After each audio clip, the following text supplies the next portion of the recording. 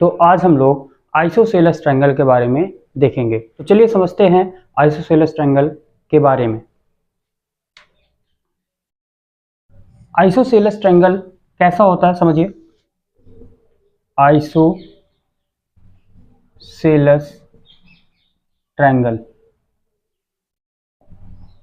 इसकी दो साइड क्या होती है, सेम होती है।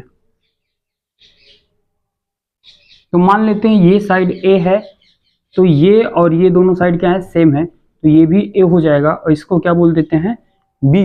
ठीक है, ये हो जाएगा हम लोग का आइसोसेलेस ट्रायंगल और इसको हम लोग हाइट बोल देते हैं। ये हम लोग का हाइट है इसका। ठीक है, तो इसके बारे में हम लोग थोड़ा कुछ पॉइंट समझ लेते हैं। तो यहां पर इसमें हम लोग को साइड दिख रहा है, क्या है, ए है और ये बी है, तो इसका पेरीमीटर क्या हो जाएगा, इसका पेरीमीटर क्या होता है, सम ऑफ ऑल साइड। ये सभी साइड का क्या होगा, सम होगा। तो ए और ए कितना हो जाएगा, 2a प्लस, और ये क्या है, b, तो इसको हम लोग लिख देंगे। तो ये हो जाएगा इसका पेरीमीटर। बात करें इसके एरिया का, अगर हम लोग इसकी एरिया की बात करें तो इसका एरिया कैसे निकलेगा, तो एरिया यहां पर होता है क्या, half into base into corresponding height h।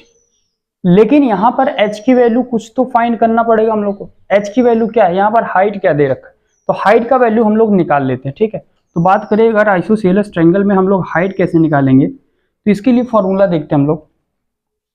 अगर ये पूरा लेंथ b है तो ये यहां से यहां तक क्या होगा, b/2 हो जाएगा, और यहां से यहां तक भी b/2 हो जाएगा। और ये क्या है, हम लोग का राइट एंगल ट्रायंगल है। ठीक है, ये वाला इतना राइट एंगल ट्रायंगल है और ये भी राइट एंगल ट्रायंगल है। तो एक ट्रायंगल को हम लोग ले लेते हैं। ठीक है, तो राइट एंगल ट्रायंगल में एक थ्योरम होता है, पाइथागोरस थ्योरम, तो उसका यूज करके हम लोग इसकी वैल्यू, हाइट की वैल्यू निकालेंगे। कैसे, तो यहां पर अगर हम लोग देखें तो पाइथागोरस थ्योरम क्या होता है, इसको समझ लेते हैं। तो पाइथागोरस थ्योरम, अगर कोई राइट एंगल ट्रायंगल है, उसमें एक क्या है, परपेंडिकुलर है, एक बेस है और एक हाइपोटेनस है, तो पाइथागोरस थ्योरम का यूज जब करेंगे तो इसका क्या हो जाएगा, तो यहां पर ये क्या हो जाएगा, यहाँ पे परपेंडिकुलर का स्क्वायर प्लस बेस का स्क्वायर इक्वल टू हाइपोटेनस का स्क्वायर। तो ये क्या हो जाएगा, हम लोग का पाइथागोरस थ्योरम हो जाएगा। इसी का यूज करके हम लोग यहाँ पे हाइट का वैल्यू फाइंड करेंगे। तो यहाँ पर देखिए परपेंडिकुलर ये है हाइट, तो इसका स्क्वायर करेंगे, प्लस यहां पर बेस कितना है, b/2 है, तो इसका स्क्वायर कर देंगे, तो b/2 का होल स्क्वायर इक्वल टू, यहां पर हाइपोटेनस क्या है, a है, तो यहां पर हो जाएगा a का स्क्वायर। अब इसी को हम लोग सॉल्व करेंगे और उससे हमें क्या मिल जाएगा, हाइट मिल जाएगा। तो यहां पर हम लिखेंगे हम लोग h का स्क्वायर प्लस b का स्क्वायर हो जाएगा, अपॉन में 2 का स्क्वायर करेंगे तो 4 हो जाएगा, इक्वल टू a का स्क्वायर। यहां पर हम लोग लिखेंगे h का स्क्वायर इक्वल टू, ये प्लस बी स्क्वायर बाई 4 जब राइट साइड में जाएगा तो ये माइनस में हो जाएगा। ठीक है, तो यहां पर हम लोग लिखेंगे a का स्क्वायर और इसको राइट साइड भेजेंगे तो ये माइनस बी स्क्वायर बाई 4 हो जाएगा। ठीक है, अब यहां से ये h का स्क्वायर जो है, स्क्वायर जब राइट साइड जाएगा तो इस पे क्या आ जाएगा, रूट आ जाएगा। तो यहां पर हम लोग लिखेंगे h इक्वल टू रूट में a square minus B square by 4।